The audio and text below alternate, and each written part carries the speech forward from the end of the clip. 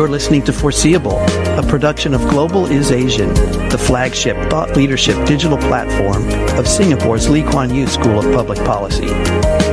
Each episode, we invite an expert for a conversation relating to their field of study or experience and to find out what they foresee happening in the future. Indonesian voters in Southeast Asia's largest democracy elected the ticket of former military general Prabowo Subianto and Gibran Rakabuming Raka in February 2024, but not without controversy. Gibran is the son of outgoing President Joko Jokowi Widodo, who is accused of manipulating the courts to allow Gibran to run despite being below the constitutional minimum age. There are even charges of vote rigging that are being handled by Indonesia's election supervisory agency, or Bawaslu, and the General Elections Commission, known as KPU. Associate Professor Suzaina Kadir is Vice Dean of Academic Affairs at the Lee Kuan Yew School of Public Policy and an expert on politics in Southeast Asia. As an avid Indonesia watcher, we wanted to get her take on what the upcoming administration means for Indonesia domestically, regionally, and globally. Do you have trouble keeping up with all the current events that are happening? I'm used to it because I've lived looking at Indonesia for so long. Indonesia never fails to surprise us. I guess the trend continues. Speaking of surprises, just in general, the election of Prabowo and Gibran, did you find that surprising in any way? Yes and no. I think maybe up until about 2 weeks before everybody went to the polls, I was thinking it might end up being a relatively close call between two sets of candidates, Prabowo and Gibran, as well as Anies Baswedan and Mohaimin. It was interesting for me to see Anies Baswedan come back with what appeared to be a strong campaign at that time and seemed to be catching up, at least in the initial surveys that they were having. So at that time, I thought it may actually be a close call.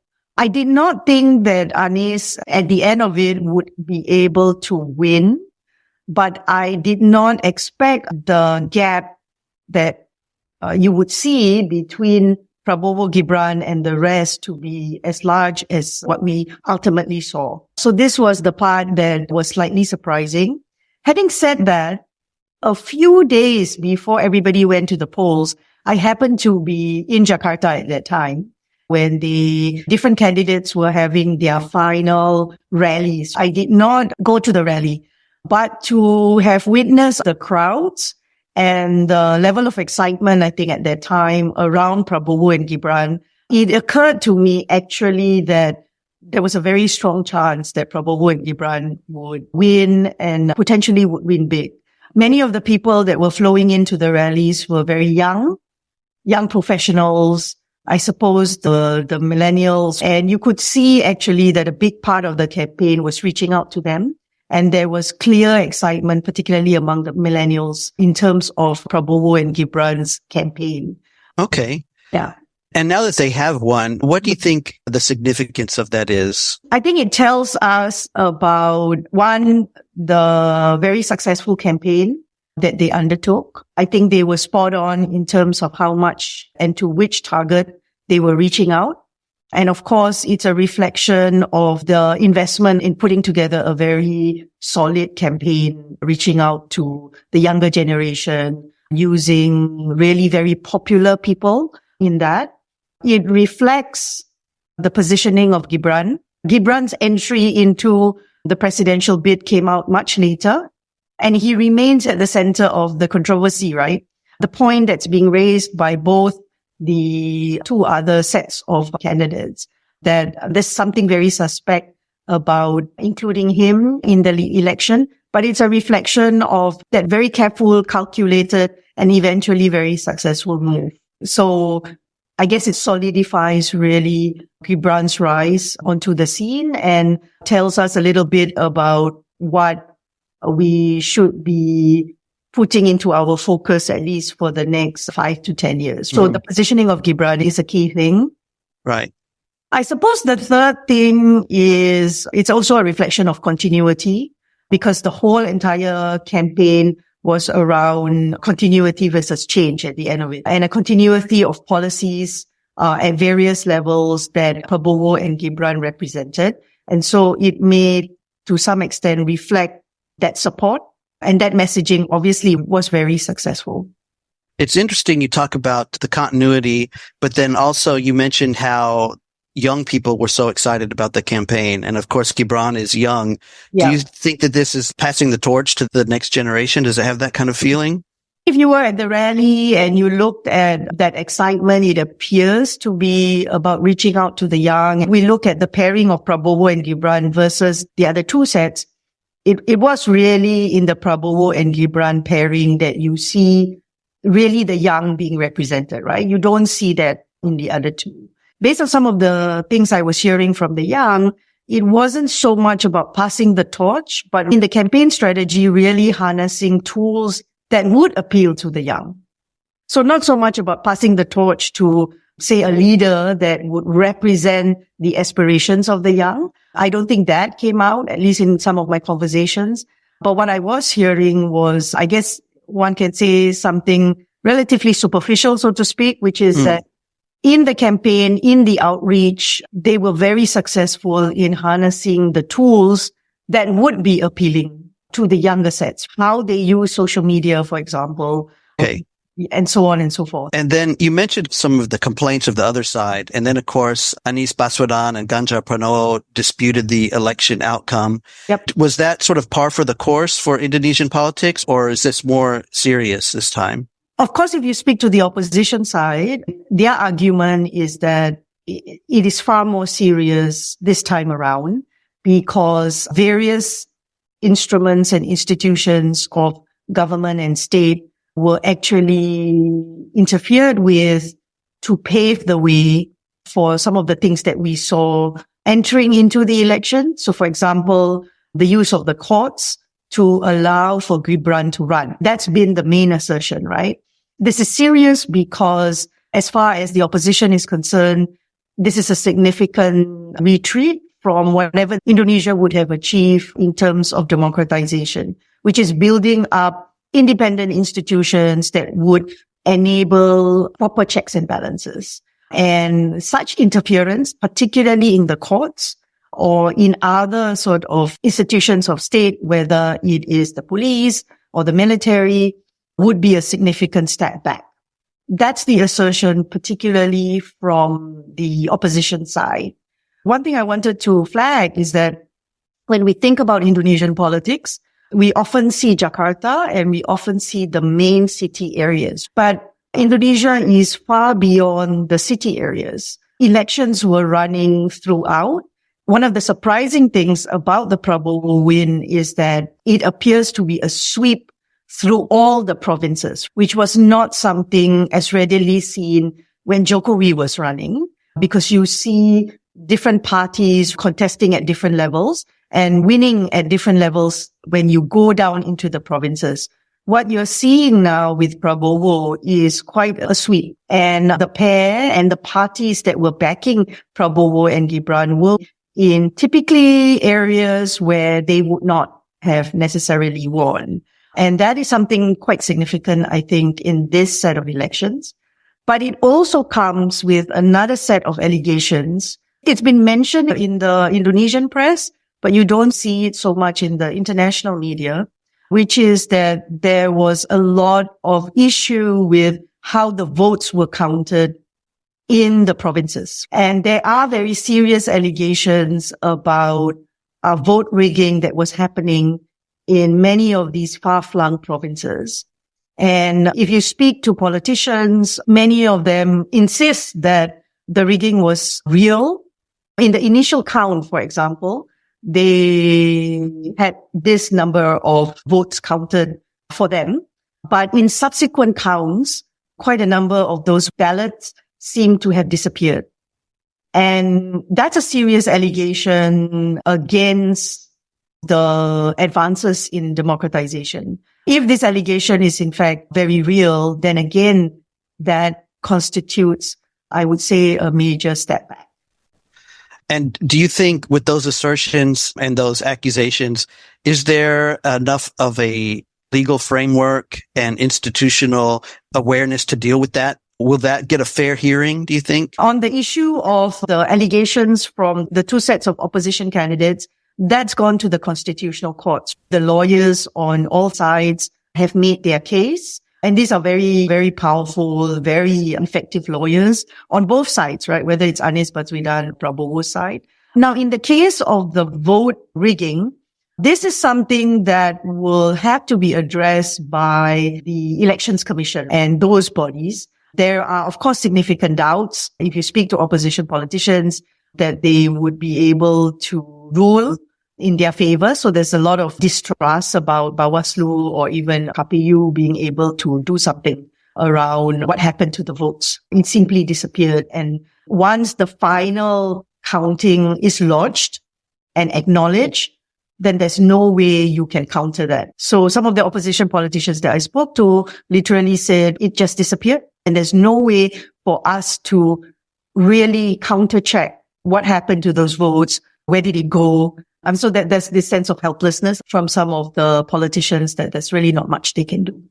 Of course, everything is now focused on what will be the statement from the Constitutional Court on the current situation with the presidential candidates. Looking at Prabowo's administration as he's going to serve as president, what do you think are the prospects for economic growth, and especially Indonesia's ability to attract foreign investment, including the new capital city of Nusantara or IKN?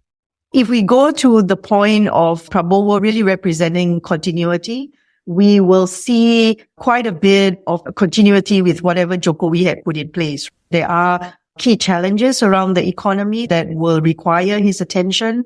My sense is he does bring with him confidence.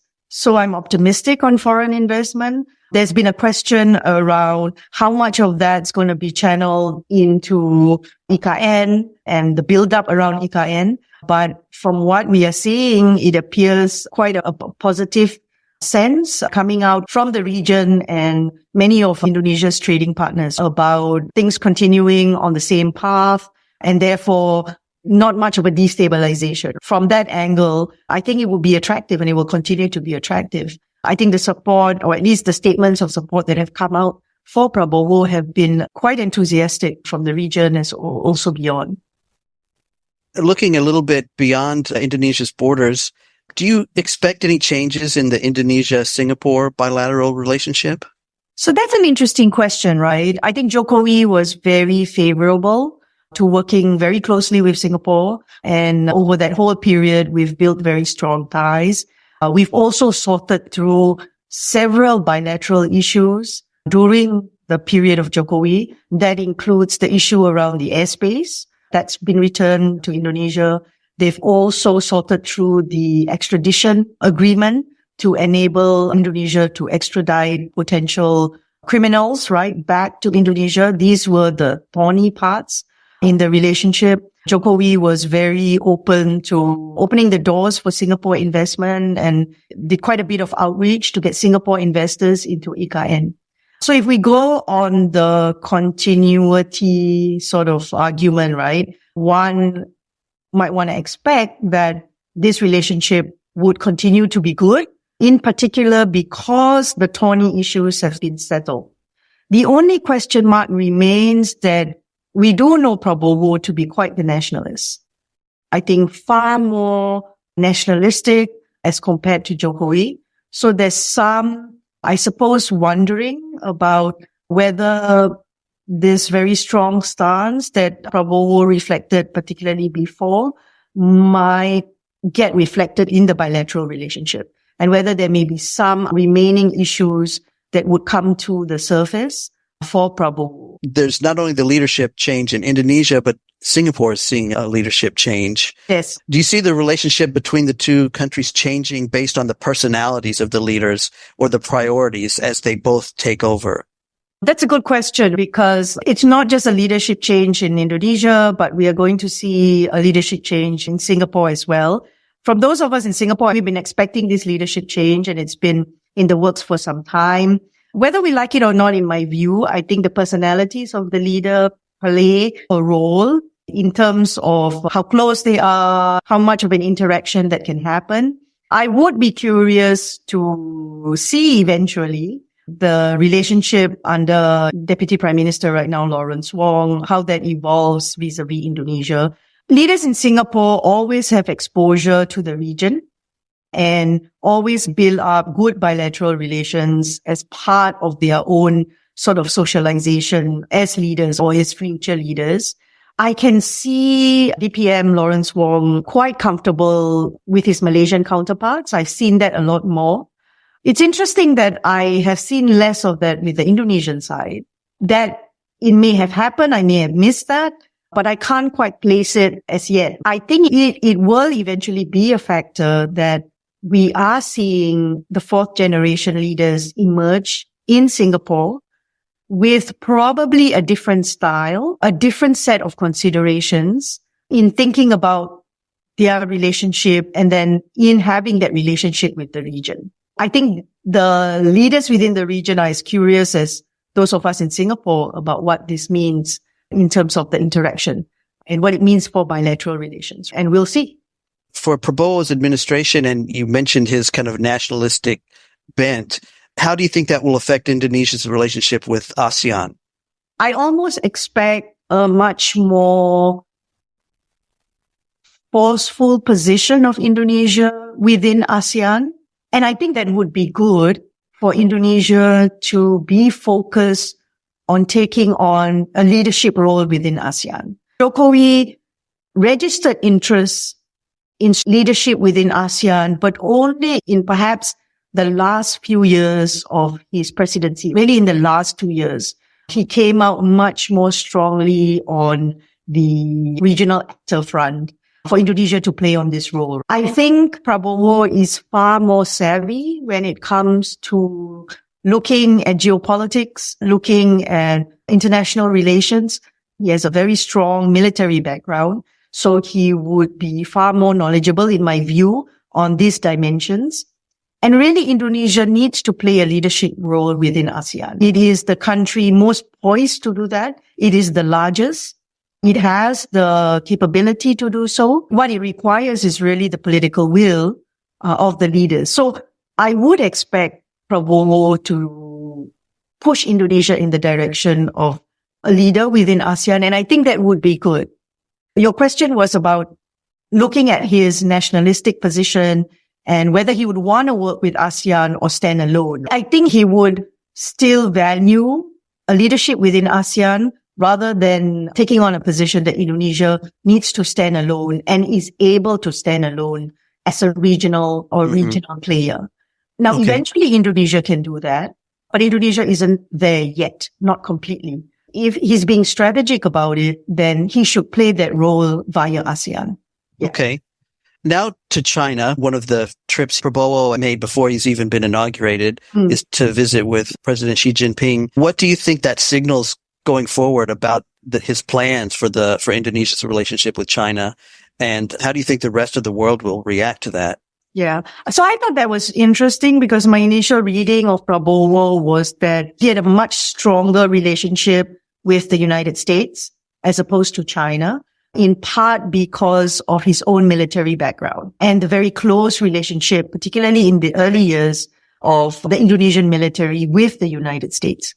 Throughout Jokowi's period, Indonesia has a very close relationship with China, a very close economic relationship, and one wonders about the political relationship. But certainly Jokowi and his administration built up a fairly solid relationship with China. Chinese investments flowed heavily into Indonesia, and China has been a very important partner in many of those infrastructure projects.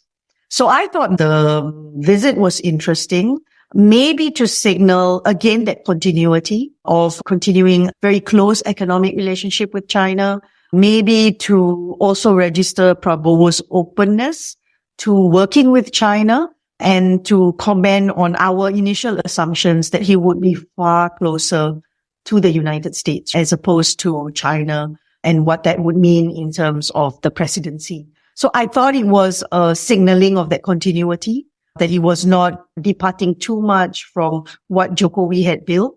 Having said that, I still am of the view that Prabowo has a close relationship with the United States. I think, a far greater relationship with the United States than perhaps Jokowi. Okay, interesting.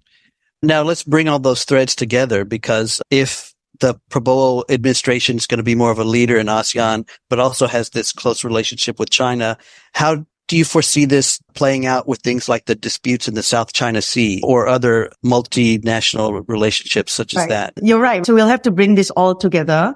If I see Prabowo with that nationalistic hat, he would obviously put Indonesia's interests at the center.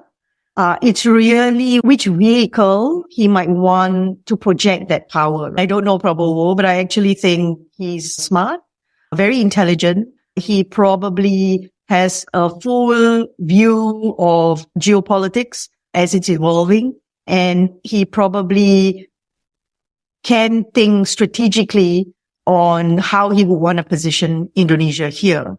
So he would want Indonesia to be friends with the big powers, but he would know that he would have to work in an environment where Indonesia's core interest remains protected. And that means working closely with China, working closely with the United States, having a firm position, in my view, within ASEAN, and really ensuring Indonesia's leadership within ASEAN. And ASEAN is an association with 10 members, all of whom are very wary and cognizant of the geopolitics between China and the United States and how they need to maintain that balance. I don't see Prabowo deviating from that.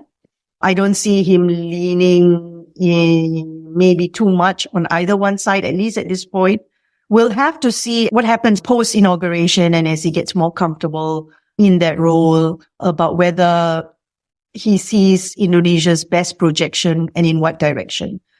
Being the nationalist, which I think he is, he'll want to maintain Indonesia in that balancing role. And whether Indonesia can play that balancing role, again, like I said earlier, entirely on his own, or whether it's going to have to be done via the ASEAN framework, I think that's what we would need to observe a lot more carefully. It's going to be interesting to see, because regardless, he's going to end up being a key player in the relationship. That's the thing, right? So Indonesia, whether they like it or not, will automatically become a key player. Is he able to strategize around how best to harness that position?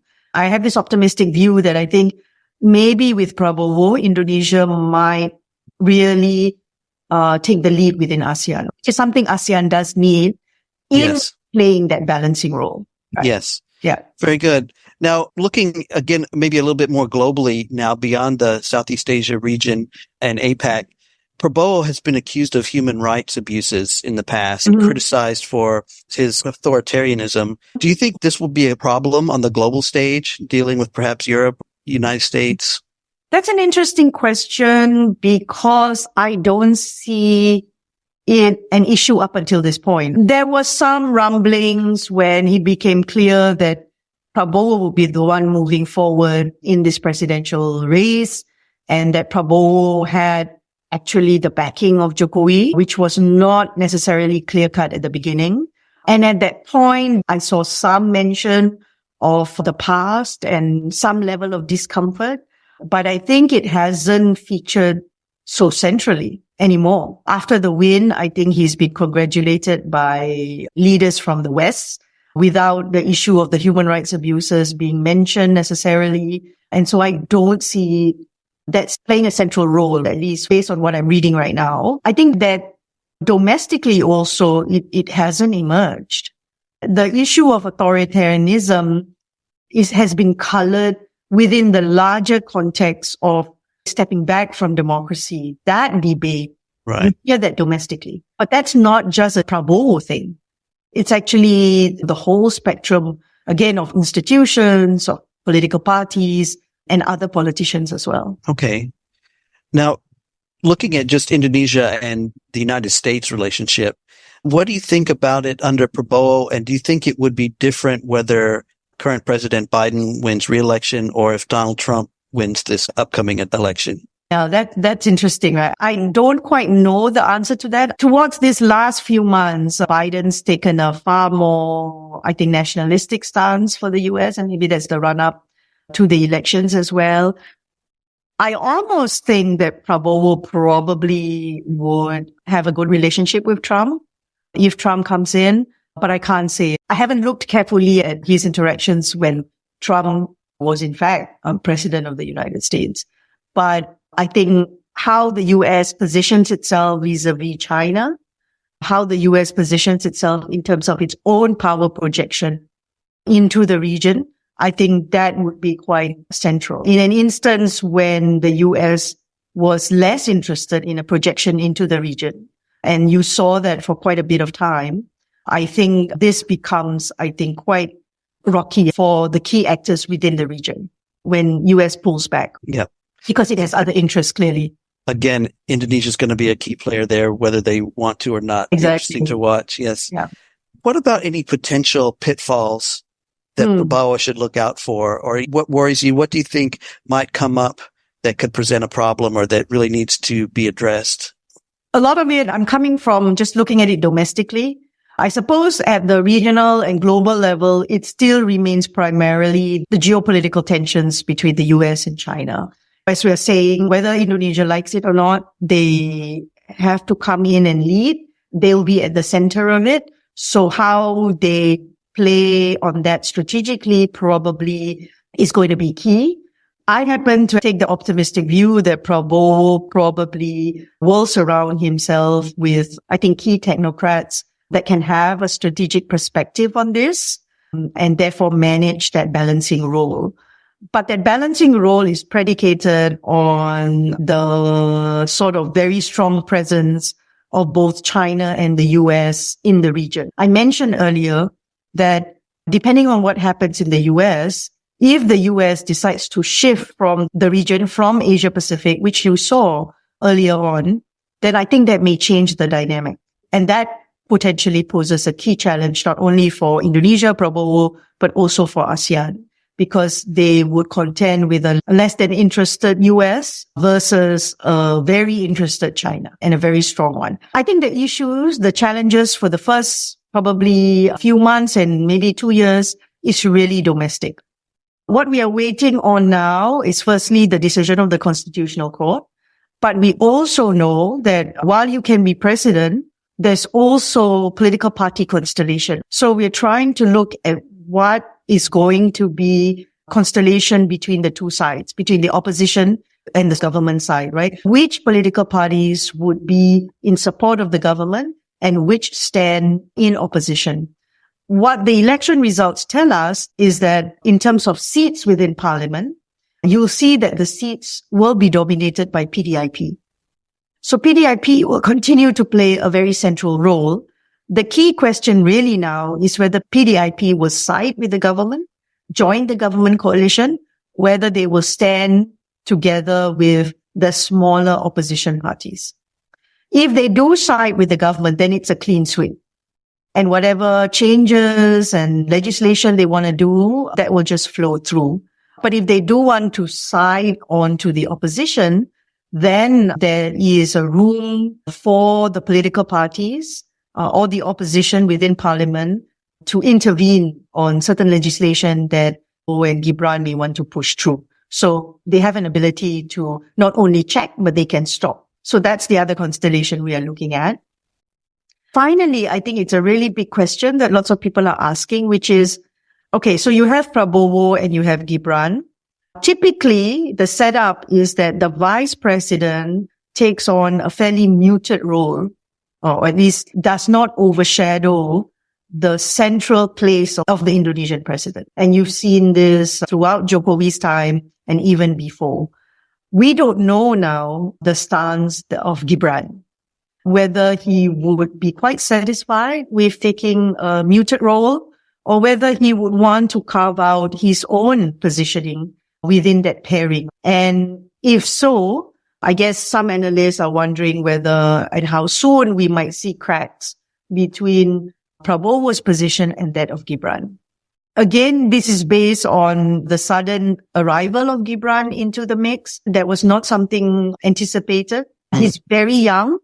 He has a long way to go and may want to establish his position carefully. There's also a question mark, I think some have raised, or you've seen this in the local media, about what role Jokowi will continue to play. Does he step back as the former president and keep quite silent? Or does he take on a mentorship role? Some talk about him serving as advisor. It's good from a continuity perspective, but how much of that may lead to its own set of power play between Prabowo and then Jokowi? Because we've seen that in the past, where that split happens and then it derails a little bit of the projection of the president's power and what he wants to achieve. So these remain the question marks, I think. Thank you so much for sharing all your insights with us today and helping us understand what's going on. As you said, I think watching Indonesia politics is always surprising and always interesting. No matter what happens, there should be a lot of exciting things to see. Exactly. Absolutely. Yeah. Indonesia is a wonderful place to keep looking at because it continues to surprise us. Okay. Yeah. Thank you so much. If you'd like to subscribe to the Global is Asian newsletter, look for the link in the description or find us on Facebook at Global is Asian.